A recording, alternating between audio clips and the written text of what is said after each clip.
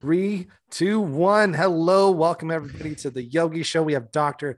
David Snyder. I would go through all your credentials, but like I would have to take the biggest gulp of air, and probably that would be the end of the show if I just went through all your credentials, David. Be like 45 minutes. Hey, it's like a We're done. CVS. It's like a CVS receipt, man. Thing goes on forever. Thanks for coming, David. Yeah. Scott Stanley, my good friend Scott Stanley used to say, "I'm a guy who knows some stuff." I would say that for sure. A lot of stuff. A whole lot, man. This is Brian. Everybody, Brian talks about David Snyder all the time on the show, and we're so excited that he's here today for round two of coming together to connect once again. So this is really awesome. So thanks, David, for carving out the time on your busy schedule to be here. It's so good to be here. I really enjoy Brian. Brian's been in a bunch of my classes. I've always loved the podcast. I missed you, Pedro. I haven't seen you in like forever since we did the Manifestation podcast, I think it was. Yeah, man. So I'm told people really like that. So I'm glad to be back. It was great. It did. I vividly remember we were doing the color. I think it was a color meditation. I don't remember exactly. The magic frame. We were doing magic frame. And I was like going into the cosmos, and you're like, whoa, you got to come back. You got to come back. You're like waving me back in, like the guy at the airplane, like at the airport. It happens sometimes. So yeah, man, this is awesome. Brian, how you doing today? Brian, are you in a new place? Where you at, man? New place. Yep. New place. Lighting's good. Yeah. Feeling Looks good. And this Friday, I'm going to Las Vegas and doing the Golden Path training with Dave. My fourth training this year, in-person training. So yes. I'm all about it. Golden Path, finding the mission. Yeah. And we were talking about this before. Let's get into that in a second. We were talking about this before we went on air about the Golden Path and kind of what that was. And I came in right as we were kind of like hitting on it when I logged into the Zoom, everybody. And I wanted to ask David this question about like everybody's path kind of changed during the pandemic. Things happened, things changed. People lost their job. People started new businesses, all sorts of things. And David, I want you to talk about how we're on this planet for whatever small amount of time that we actually get. And that some people, I know me personally, I can speak from a personal experience. Like I put myself as I'm a yoga teacher, and like, that's where it was. And then I've realized very recently, like, wait, I'm so much more than just this yoga teacher, this little bucket I put myself in. And now I'm trying to expand that, into other things. And so can you talk about that, like the Golden Path, and how like, hey, it's not just one thing. Like there's so many things that you can be doing, and you're not just your business. Absolutely. One of the things that a lot, I mentioned this to Brian earlier, I'll mention it again. If I had $1 for everybody who sat in my chair saying, I know I'm going to do something in this world, if I just someone could tell me what it was, and we're all in that quandary, because we're indoctrinated from the time we're knee-high to a grasshopper to, be a teacher, be a doctor, be a lawyer, get a job. What do you want to be when you grow up? And most of us don't fucking know, right? Like it changes like the weather. And so, we have these, these strength finders and these aptitude tests and all these things that tell us what we are good at or are potentially good at, but they don't take into account what feeds your spirit. What causes your spirit to become more embodied? Isn't that what the basis of yoga is? To connect with the divine, to bring more of that Atman. I think it's Atman, right? That comes through, right? And so whether you're doing this from a Vedic perspective, a Daoist perspective, a Western alchemical perspective, the idea behind alchemy, the idea behind these transformations is to become that spiritual being that you were before you took on a body, in a body, if that makes any kind of sense. And so the Chinese had a concept called Ming. Ming means destiny or mandate from heaven. And they say that each and every spiritual being, every incarnated being has a mission to fulfill in this life that leads simultaneously to the raising of everyone as a whole, but also the best version of themselves that gives them the greatest degree of spiritual fulfillment, physical and mental and emotional fulfillment and growth. And the problem is a lot of people come into my chair, they come into a class and they're like, okay, what job should I get on? The Golden Path isn't about a job. The Golden Path is about a life direction that gives you the greatest degree of fulfillment, brings the maximum amount of your skills and talents and abilities and life experience together integrated into a synergistic whole that moves you forward through life. And the idea behind, like I am a yoga teacher, borrowing a concept from NLP, we have this thing we call the hierarchy of beliefs. And one of the two highest levels on that pyramid are the spiritual level and the identity level. And one of the things that happens is the beliefs we hold at these two levels, and there's like 4 or 5 levels below that, but all the levels at the apex of this belief pyramid control everything below it. So when we start working on a golden path, we're working at the absolute highest level of our being, of our beingness, for lack of a better word. And nothing is wasted on your golden path. Every fucked up thing you ever did, right? Every amazing thing you've accomplished, every job you lasted an hour on, every job you lasted 20 years on, every class you took in school, whether you passed or failed it, all of these things take on different meanings, and they teach us something about us that we couldn't have learned any other way. And part of the golden path is to, in the process of golden path, is to audit your life from the time you were born, and to look at various stages of your life, look at the activities that brought more spirit into your body. And there's very specific ways that you can tell when more of your shen, as the Chinese call it, or your spirit is in your body. The light behind the eyes gets brighter. The light under the skin gets brighter.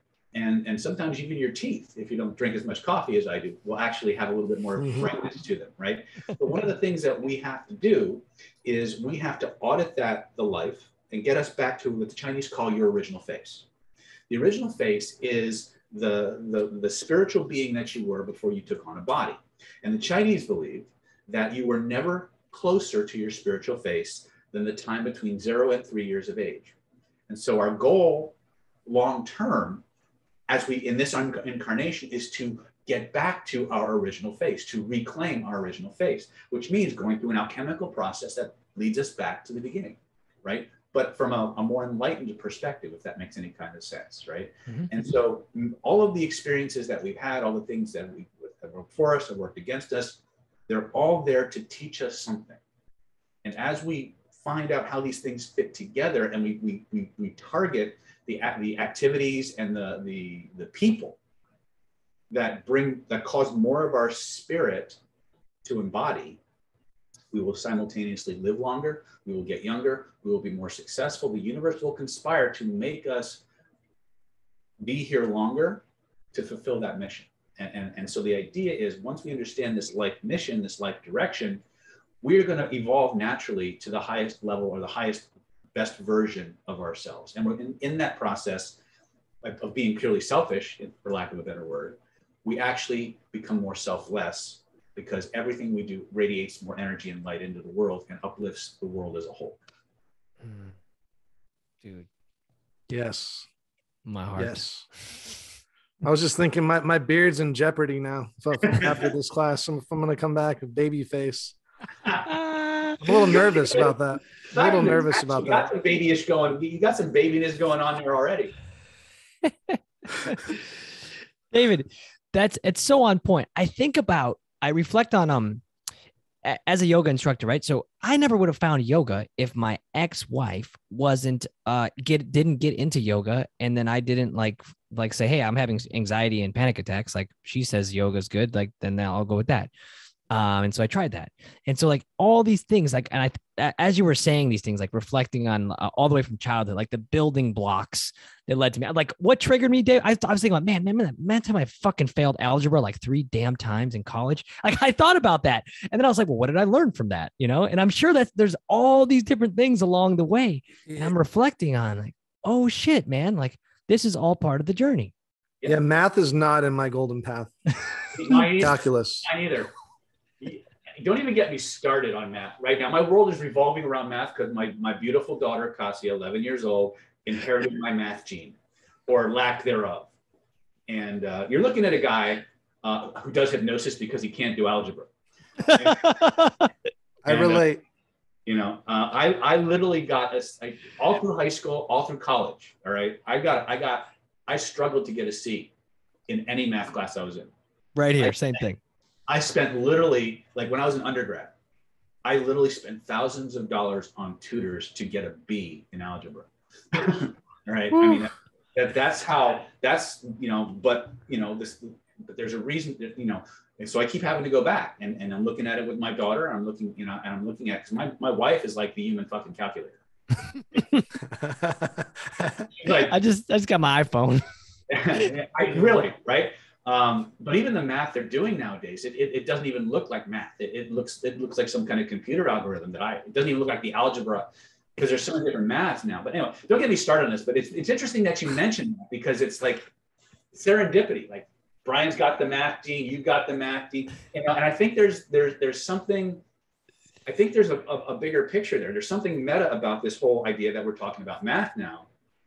That maybe we need to just, you know, in our own ways, in our own time, to say, well, wait a minute, what is this really teaching us? You know, we know the importance of this particular subject, and yet we became amazing in our own right without it. Yeah, absolutely. You know, and okay, let's just go down the path. We're on this path for a second, so let's just talk about this, because David might just pull some shit out of my face. I don't know. We'll see what happens. Yeah. You know, but it's like, I never quit anything in my life. I never quit shit ever. Right. And then I couldn't pass that math class, and that was the requirement to get into the undergrad program. I was in like everyone's shaking their head like, yeah, we all know the same. I did the same shit. I did the same shit. I couldn't get past calculus in college. I was like fucking changing my major, like not happening. Okay, same shit, Brian. I had no idea that happened to you, Brian. That's so funny you're saying this, because the same shit happened to me. And but I realized I was going to college, y'all. I was going to college because my dad told me I should go to college. I wouldn't know what I wanted to do, and so I was like, oh, I'm going to the community college. And then I got to the last two classes. I couldn't pass. Was stats and business calc. Couldn't do it. And so I went to go to university, and I was like, well, let me see if they'll let me into this business program anyway somehow. I go there. They're like, well, if you pass these 2 math classes, you can come here. And I was like, well, I'm having trouble. It's like, well, you have 2 options. You can either pass them at your college, community college, or you can come here and take some other random classes for like $10,000 and then try to do those here. Those are your choices. And then I literally got in the car from the orientation. I looked at my mom and I was like, look, this just isn't for me. Like, this is just isn't for me. You know what I mean? Like, I'm banging my head against the wall for doing something that I don't even want to be doing anyway. And so I quit. And that's the only thing I can think of that honestly ever I quit in my life, was like, I quit that school. I just said, you know, it's just not for me. And then that was it. I never thought about it again until right now. Totally understandable, man. When you look back on it, Pedro, what's your takeaway? What do you think that, what good thing can you derive from that? I learned that I was for myself. Like, I didn't really want to go to school anyway. I didn't think I needed it. So I just said, you know what? I'm just going to step away from it. That was what I learned. The other part of it was I felt like I let my dad down. I felt like I let him down because he wanted, like, I was going for him. And then, but he's still proud of me now. And I didn't go to the school. You know, I didn't get the job at a pharmaceutical sales rep. Like, fuck that job anyway. You know? Yeah. David, read his face. See if there's still some daddy issues on his face. Oh, yeah. He says, oh, yeah. I want to share something with you that Lillian shared with me. And it's since we're revolving around life missions and things like that, at least for now, here's one of the things that came out of her mouth that just fucking blew me away, and it encompassed everything we've just talked about. Many times, a person's golden path, their spiritual direction, is at odds with society. It's at odds with what your family wants for you. It's at odds with every single system that's established. And so part of your golden path is discovering you, not for anybody else, but you. And Lillian often talked about how we're all on this river going in the same direction, and we're all in our own little kayak, but we don't have any paddles. And there's only one person that can fit in each kayak. And so sometimes we come together and, you know, our kayaks are floating side by side, and then the river takes us off in some different direction. And, you know, you can always find ways to navigate the river, but the river is going to keep flowing and it's going to keep moving. And there are certain things in your life that you can do things about, like certain things that you're destined to experience that you can do things about. Absolutely. That's what face reading was all about, actually, was about learning how to diagnose and predict. There's a very, very strong predictive aspect to face reading. But the other part was knowing that certain things have to happen in your life for you to become the person you're destined to be, right? And so one of the distinctions I often, and I got this from Joey Yap, was the distinction between destiny and fate. Destiny is something you choose. Fate is something that you can't do anything about. It's going to happen, and you're just going to have to choose your destiny based on that. And so I think one of the things that I get from, you know, as I was listening to you talk, Pedro, about, and I couldn't help but you know, go over my math journey and listening to Brian and how we all had a very similar experience. The one thing that kept popping up was we all found another way. We all adapted. We all changed because of that one impasse that we kept running into, and we found a workaround. We found an alternate way to become the person that we were going to be. Now, could we have become that person without the math block? Maybe, maybe not. But the universe had made a decision for us, right? Could we have spent a ridiculous amount of time and energy to be mediocre at something? Well, if we're OCD or CDO, depending on who you talk to, right? Maybe. But something in us said, this is, you know, I've learned as much in this direction that I can, and it's time to go somewhere else. In spite of what, and again, our parents, they have a vision of us. Sometimes the people that love us the most, unfortunately, are the ones who do the most damage, you know, and a parent can't teach you what they don't know. You know, it's easy to blame parents. You didn't love me enough. I don't know how to give love. I don't know how to accept love. Well, if a parent doesn't know how to love themselves, how can they teach you? To use that as an example, right? So again, a lot of what we're doing is finding the things that bring joy and make our hearts sing. But the other part is revisiting the shit that went wrong, revisiting the shit that made us feel bad. And in the true alchemical sense, turning those base experiences into gold. And in that process, we come away with, I couldn't have learned that. It sucked when I was going through it. Yeah. Hated it. I railed against God, the universe, and everything. But now I'm on the other side, and I'm like, fuck, I got something from that, right? Mm-hmm. And to me, that's kind of, you know, what it is. I found out really, really quick that I could always figure a way, you know, from my personal experience. Like, I don't know if this was available when you were going through school, but there's these things called CLEP tests. I don't remember that one. I often tell people that when I graduated from undergrad with a 4.0. Nice. And if anybody's ever heard me say that, and I just said I struggled to get a B, you know, how does that work, David? It's very simple. It's called a CLEP test. See, a CLEP test is where you test out of a class, and it's pass fail. Mm. There's no grade, so it doesn't actually impact your GPA, and you can take the CLEP as many times as you want. This guy's smart. Right? Yeah. There's always a way. More unlocks. Yeah. Right? There's always a way. But if you get locked into it's got to be this way, this is the only way, then you become spiritually blind.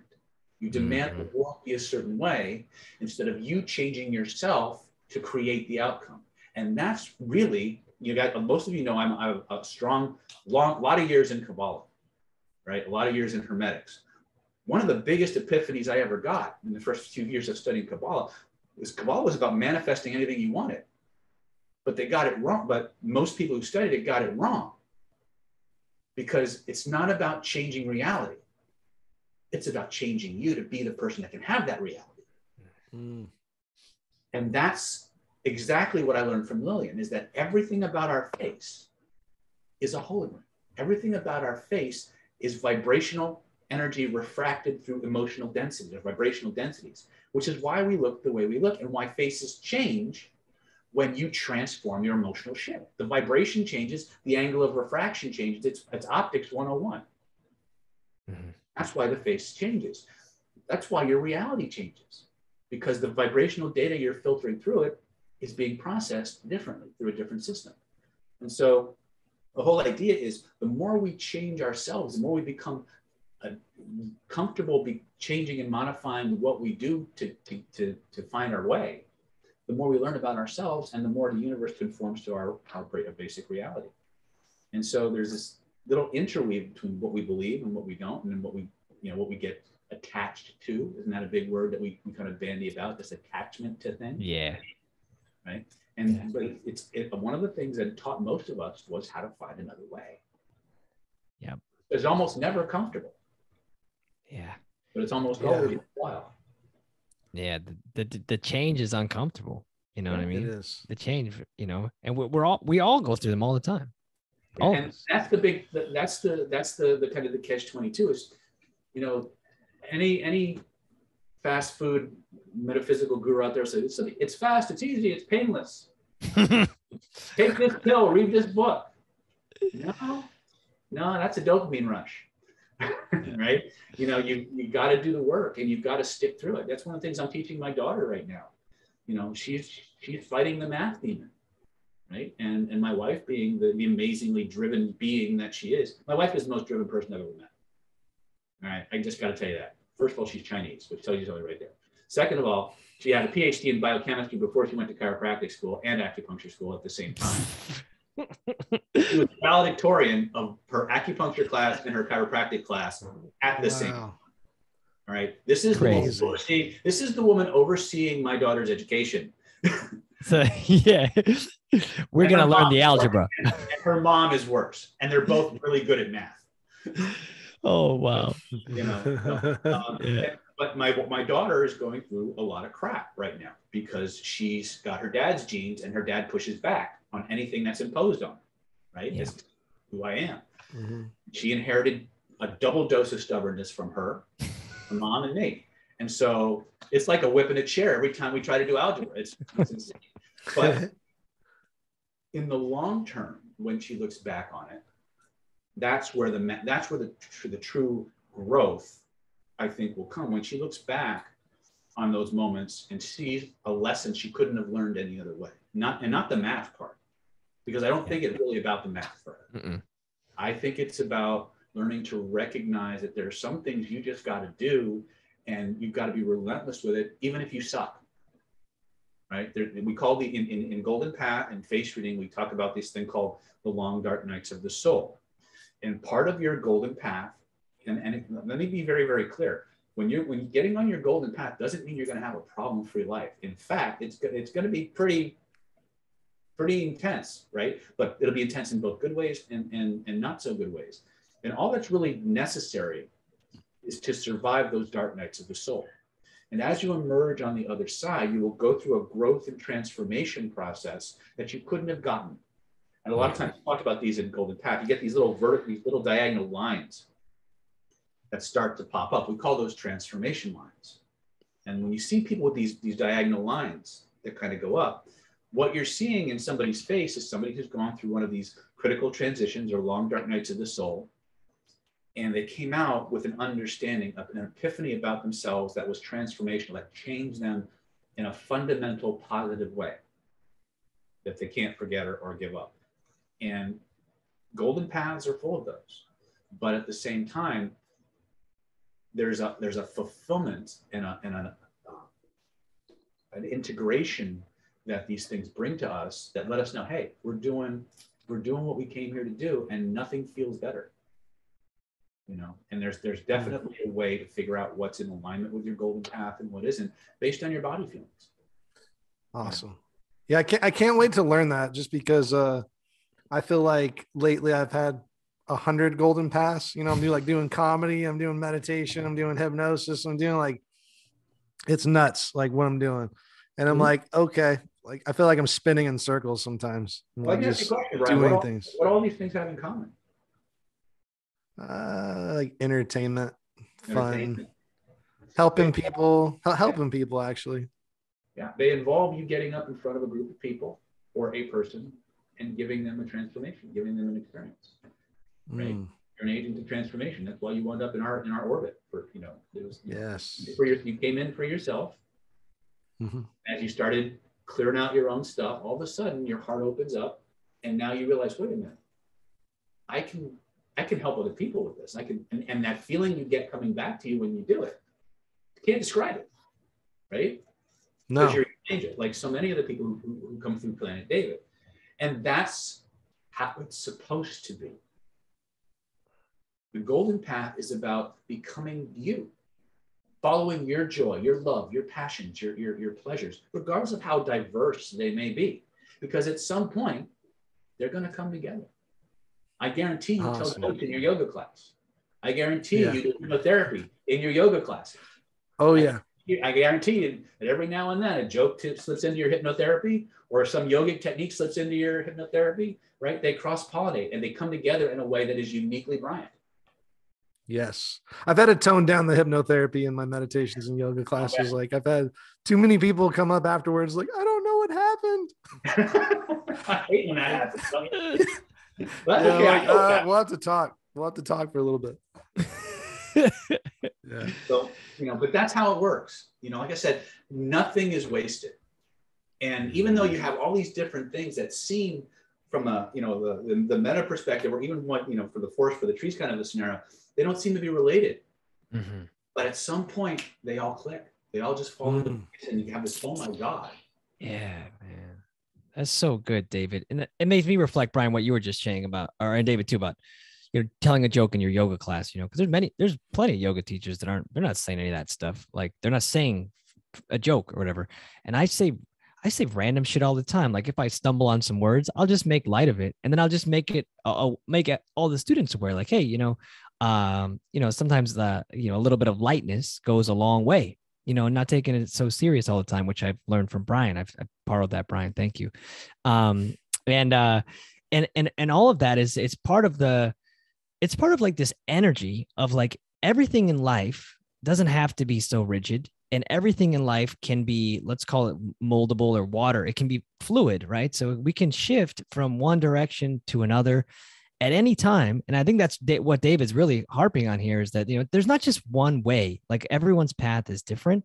And if you're out there and you're struggling and trying to figure out your path, and you're doing all these different things, because Bryan and I do 5,000 different things at one time, but it all somehow, David, you really just made my heart sing. Like, you're right, man. Like, it's all going to it's all coming together. Just keep going. Just keep going on the path. Just do you, because you're the only one you can. Yeah. And the thing that we, we're indoctrinated into this, pick one thing, stick to it. And some people can do that. But here's the thing you need to understand about a lot of people on a golden path. You have a lot of talents you know about, and talents that you got from your ancestors that are buried in your face. And you'll learn about this in Golden Path, Bryan. We'll talk about, you're here, your father's here, your mother's here, your grandparents, your great parents. It's all the way back. And you can read where on the forehead, they call it the Palace of Inheritance, by the way. You can read back a ridiculous amount of generations where there are talents buried in your genetic code from your ancestors, that part of your mission in this life is to unlock those and use them. It's crazy what the Chinese were able to map out over the course of several thousand years, and how consistent it is. But the truth is that most people have a lot of talents. It's harder for people who are good at a lot of things on a golden path than it's somebody who's kind of good at one. Right? Yeah. But the idea is, again, regardless of whether your Ming is large, or it's relatively small in comparison, all Mings are important, and everybody needs to get on it to live their best life. Yeah. And people and the biggest amounts of pushback you're going to get are from established systems and societies that say this is what's best for you. And it isn't. Yeah. You have to be aware of that. And I like what you're saying about like the feeling, like if you're feeling like a certain way, like you're on your path. I've been doing like a lot of journaling lately, and I looked at like my YouTube history, and I've watched probably I think it was over 1,000 self-help YouTube videos. And like, then I've taken I'm going to be taking like a 4th in-person training. And then I do your online trainings too. So it's like nonstop knowledge, nonstop information. And it was like something recently, I rewatched your CPI class, and it's like, yeah, it was the fortune cookie thing that you said, like, knowledge without doing is not having knowledge. And I was like, oh shit, like that is exactly what I needed to hear. Cause I'm like learning all this stuff, doing all this stuff. I'm being spun in so many different directions on like, oh, I have to find a niche. I have to do like one thing. I have to do this. And you have like so many different people saying certain things. It's like, well, how am I feeling? You know, like where's my feelings telling me to go? It's your feelings that guide you. This is the big, again, and you're going to see us coming back to this same concept over and over and over again, but just from a different perspective, whether it's NLP, whether it's hypnotherapy, whether it's vibrational, influence, Reiki, or even face reading. Everything human beings do is in response to a feeling. The feeling is one of the highest divine attributes that you have. If you look at the Kabbalah and things like that, they talk about will, intellect, feeling, consciousness is actually what the Yud He Vav He is actually part of the aspects that it relates to. So what is the one thing that's consistent from the divine all the way down? Feeling.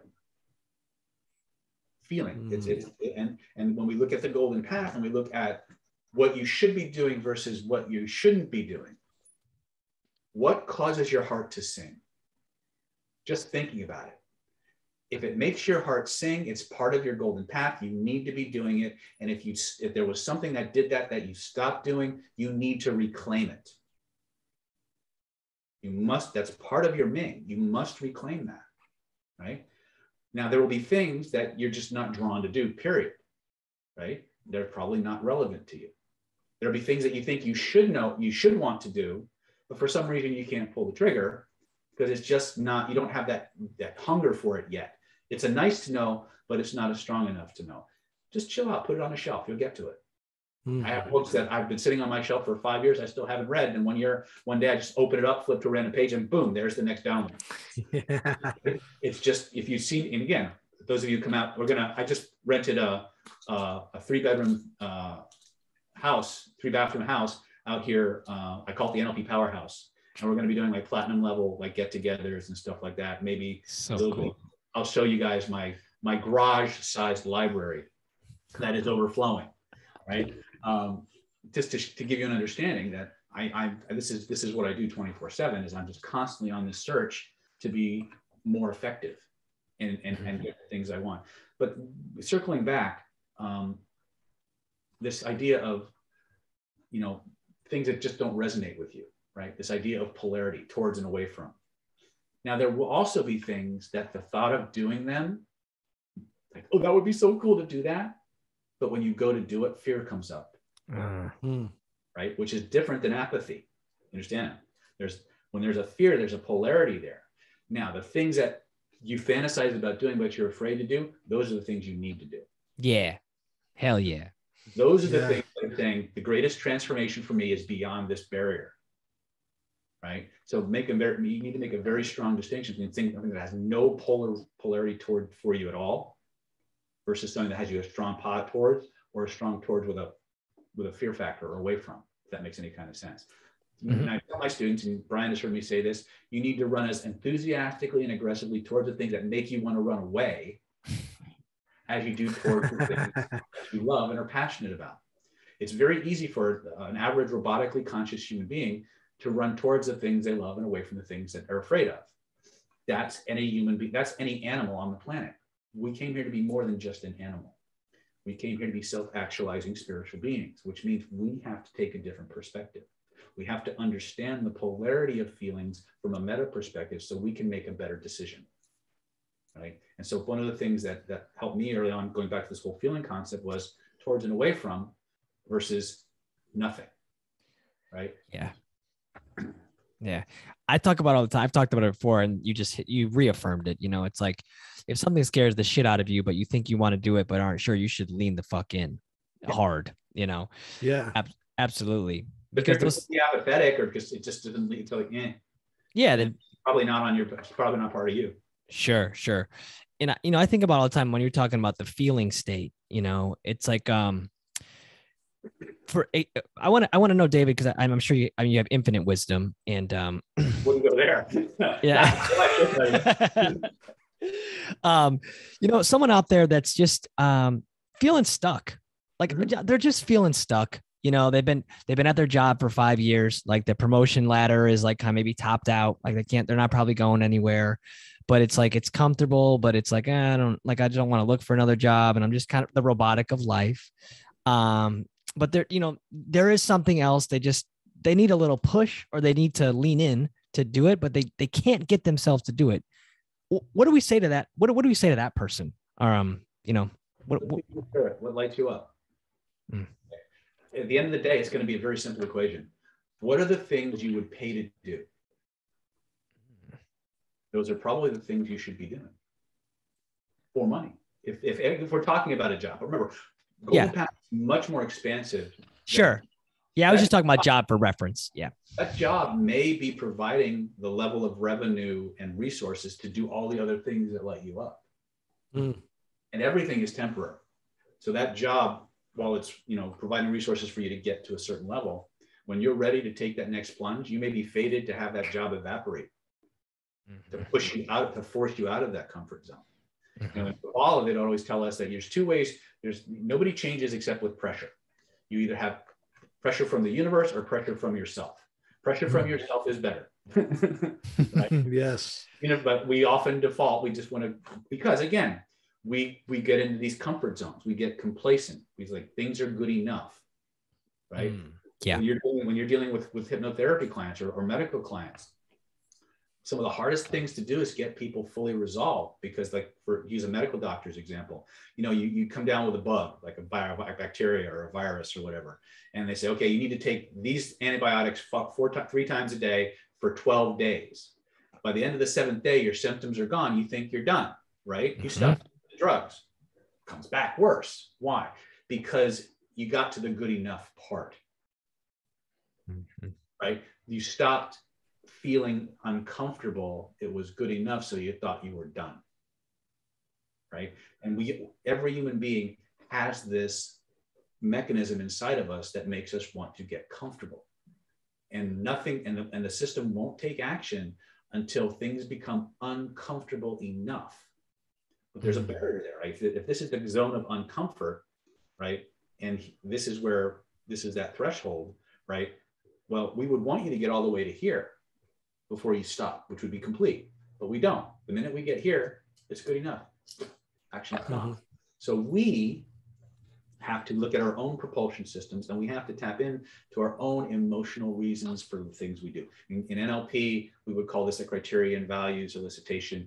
In the CPI system, we would call this your emotional motivation checklist. What are the fundamental building blocks of what you believe is right and desirable in the world? And what are your emotional reasons for wanting to do that particular activity? And there's always ways to uncover that. We'll probably actually in Golden Path, we'll probably even talk about those things again. Same tools. And this is one of the things that keeps coming up, and Brian will starting to see this. It's, you know, the context changes, but the tools remain the same. Right? Like we can talk about emotional bonding for sales. We can talk about emotional bonding for dating and attraction. What about finding a soulmate? Well, we did exactly that in the last Soulmate Secrets class that we did, except we applied that whole emotional bonding checklist to your life. And people came away from that soulmates class with so much clarity on their life and what was important to them and why it was important to them. They started manifesting things like this. It had nothing to do with soulmates, right? Because they never bothered to ask those questions about their life. Same tool, different target. Right. And so a lot of the things that we've developed in Planet David, as we like to call it, same tools, different target. Right. I love to call it the Swiss Army knife of influence and persuasion or power. Right. And so the idea here is what lights you up. That's the first thing. It doesn't matter why. You know, we get so hung up in the whys of why we want to do something. I did martial arts for decades just because it was fucking cool. Right? Yeah, the idea of being able to kick somebody's ass or protect it, those are nice. It's cool, right? Doing those high kicks and all that crap, right? It was cool. Right? Yeah. Because those are the things that are going to get you off your ass. Society may poo-poo you. Your friends may say, that's why you want to do that, right? How many people actually go to lose weight just because they want to look better naked? They don't give a shit about health. They don't give a shit about, own it. Crazy. Own it. Because when you own it, you own it. And you want to use it. But if you just try to come up with rationalizations that are acceptable to the people around you and try to convince you that other people's approval is what's getting it for you, you're going to be on a little bit of a treadmill or a little bit, so to speak. And so I think one of the things, when you going back to the concept of this guy who's in this job, he's comfortable, but he's not, he's kind of bored, he's kind of burnt out. He needs to step back and remember what it was like when he was a kid, full of hopes and dreams and aspirations. What did he love to do? What did he play at? What did he fantasize about being? And if those feelings come back that light him up, that's a clue. That's an indicator of a direction he needs to go to get on his golden path, or her on her golden path. The things that light you up and still light you up are the things you need to gain back. And you need to muster up the strength and the courage to make those changes. Now, some people, they do it in baby steps. Some people try to take, they burn the bridge and they just go for it. Find your own way, right? So if you watch a lot of my early videos, back when I was still wearing black, you knew how many times I was standing in front of a room of 20, 30, 40 people teaching something I had never done before. It would shock and disturb you, but that's what I needed to do. I needed to give myself a situation where I had to do or die, right? I've never been, for me personally, I have never been a baby steps kind of person. Me neither. It's just never worked for me. Yeah. But other people can do that progressive, gradual approach, and that's okay. One of the biggest things about Golden Path that you'll learn, and about face reading in general, is that everybody's okay. You do you, right? As long as you're not interfering with me doing me, it's all good, baby. Yeah. But at the end of the day, follow that part of you that lights up, that makes your heart sing, right? And that's one of the things we're going to look for when we go through the pictures from the time you were knee-high to a grasshopper all the way up to today. We're going to look for you for times in your life when more of your spirit was in your body. It's going to show in the photographs. You'll see the light, the eyes just pop out. You'll see the light from beneath the skin. We'll look at baby pictures and we'll look at the shape of your forehead then versus now, and we'll say, okay, what were you, if I were to ask your dad or your mom, what were you really good at? What did you love to do as a kid, right? Those talents are going to come out, and I guarantee you they'll be relevant to the things you're doing today. So cool. I can't wait. I really can't wait. Yeah. And it's like most of the stuff that you teach and stuff I see, it's like really, getting all that crappy programming out of your mind of like other people and the TV and like parents and what society's telling you. And it's like, what lights you up? Like what makes you happy? It's all about you, it's all about. It is. And that was the unique daoist approach, in spite of the fact that it was primarily, you look at the Chinese, it's all about the collective, not even pre-communist. It was the group was more important than the individual. But if you look at Taoism in general, it's all about the person. It's all about you, doing you, finding your Tao. And that's another thing that I learned from Lillian, which really, really resonated with me. The original character for Tao was a face running a path. I'll show it to you on the PowerPoint. It's I want to see it. With like hair sticking up, showing connection to heaven, right next to the kanji for a path, right? And the whole idea was finding the Tao was not about a Tao. It was about your Tao, your way, finding your way to get back to your spiritual face, to become the embodiment of the spiritual being you were before you took on that body, and bringing that light into the world and living your best life as a result of it. Boom. Yeah, I saw a meme the other day, and it was like so good. It was like just the neurology, like the brain, the eyes, and like all the nerves. Yep. And it said something like, we're just, a bag of flesh. Like this is really what just controls us, like this nervous system. And it just made me think, it's like, wow. It's like, that's what we're really communicating to. It's like that nervous system and that body. So it's just really cool. The body is, again, one of the things that I love, and I really, really do love the Taoist systems a lot, was because of their veneration for the body, as opposed to like a lot of the Buddhist systems, which kind of say, it's just a bag of bones, you get a new one. I think the body can teach us an awful lot about the spirit, and vice versa. And I think that this is the vehicle you chose to fulfill your name.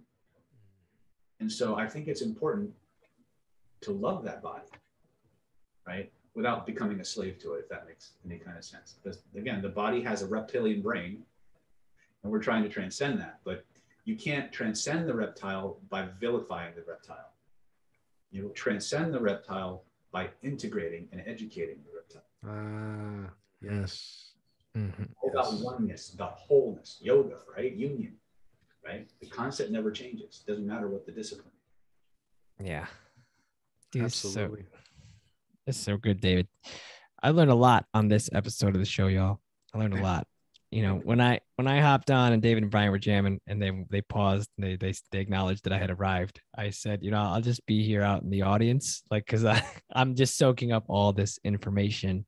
And you know, I think that the listener out there has certainly gotten a good grasp on these concepts that you've shared with us about life and just transformation and how it really just comes from within, and tapping into, you know, I had this conversation with my wife earlier talking about, you know, taking us back to our childhood, you know, taking us back. We were talking about, you know, blocks in setting boundaries. And maybe it's because like when you were a kid and if you didn't go do those damn dishes, you know, your dad was going to get after you, or your mom, or they were going to ground you or whatever. And so when your partner asked you, hey, can you do the dishes? And you don't really want to, well, shit, you do it anyway, because you don't want to think about, oh, if I don't, I'm going to get in trouble like I did when I was 4.5 years old. Mm-hmm. And it was just, you know, and so this is just a cool synchronicity of that conversation I had earlier. And then, you know, all the things that we've jammed on have really been really impactful for me. So thank you for carving out the time and sharing your, you know, I'm going to say infinite wisdom again, even though we're not sure about it. Well, yeah. It's funny that you mentioned that. I'll give a little quick anecdote. Yeah. You know, I remember when I was a little kid, this was when I was going through my Bible phase, and I was reading the story of Solomon, when the angel of the Lord came down and asked Solomon, what do you want? We'll give you, you know, God will give you anything you want. And he asked for wisdom. And I'm sitting there with the book in my hand. I'm going, you know what? Good enough for Solomon. I said, God, grant me wisdom. What a fucking stupid thing to say. Because you know how you gain wisdom, right? This shit hits the fan. You got trial and error. You gain wisdom when shit goes south. When the best laid plan, as Mike Tyson used to say, everybody got a plan till they get hit. And so, you know, my life became extraordinarily turbulent. Now, I don't know if that was a direct result of me asking God for wisdom, but it sent my life in a direction where I ran headfirst over and over and over again into a problem I couldn't solve.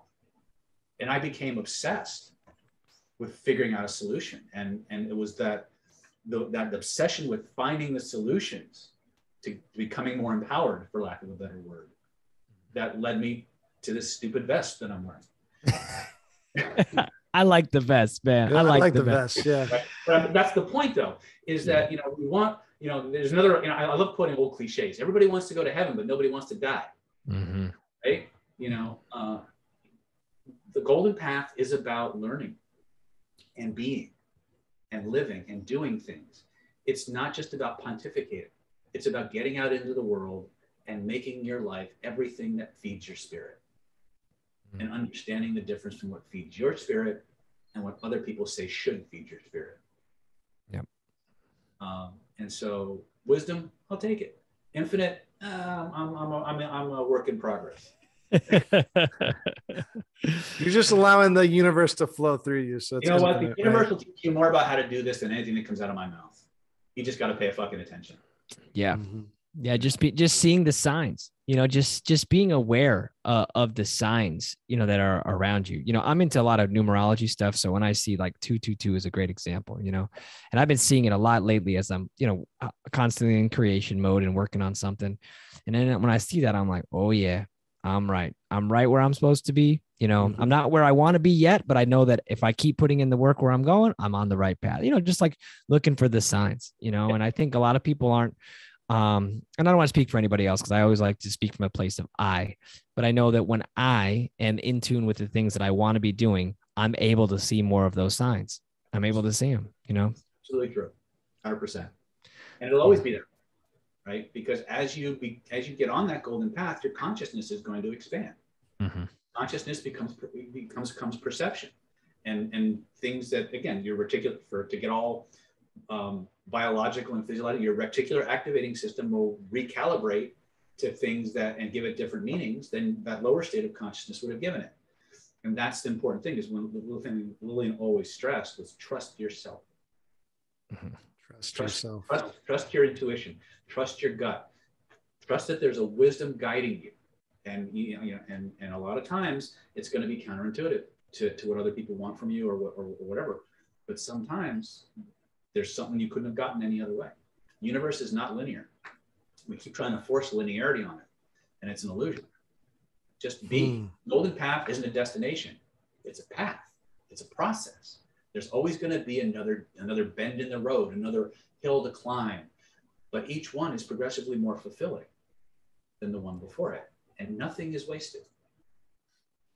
Yeah. Yes. I'm inspired to just trust my intuition more now after talking with you, and just do what lights me up, because it just seems so simple, yet it's so difficult, because simple is not easy, my friend. because you can really feel like what you feel and like what lights you up, and the intuition. It's like we all feel that, but it's like actually taking the action and being like, my intuition says this, but like my family or society wants me to do that. And it's like, it's tough. It is tough. Again, if it were easy, everybody would be on it. Yeah, no doubt, man. No doubt. Mm-hmm.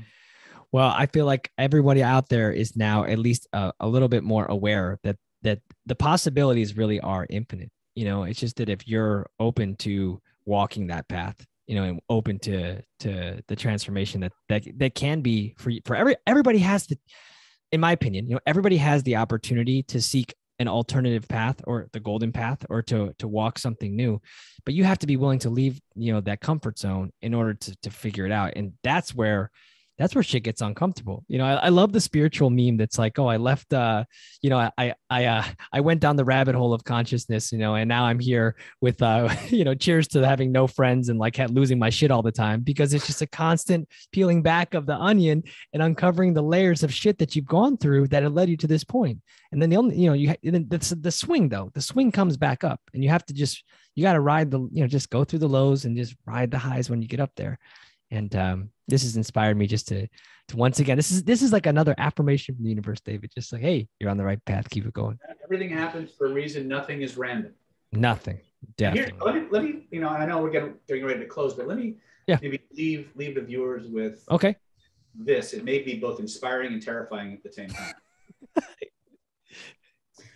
Transformation is inevitable. You can't avoid it. You get to decide how rapidly you move through the curve, right? If you follow the golden path, again, using that as a metaphor, you follow the golden path, you'll move through the processes faster. If you avoid the golden path, you're still going to get there. It's just going to take longer, and there's probably a lot more suffering along the way. Mm-hmm.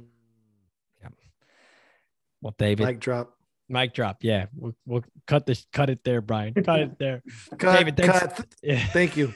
David, thanks for being on the show, man. That was super, super powerful. Thank you, man. Thank you. And Brian, thank you for bringing David back on and doing all your work, Brian, and in order to co-create this magical experience for the listeners, for our whole audience, and thank you. Yeah. I love having David on, and go take his training, take his course. Go to davidsnydernlp.com, right? Is that the website? Right. Boom. We'll put it in the notes. I know you changed it. Yeah, we'll put it in the notes. Go there, take your training. It's life changing. I talk about it all the time, and I'm so glad we have you here, David. Brian, thank you so much. God bless. We'll see you soon. Yeah. Thank you, bro. See you soon.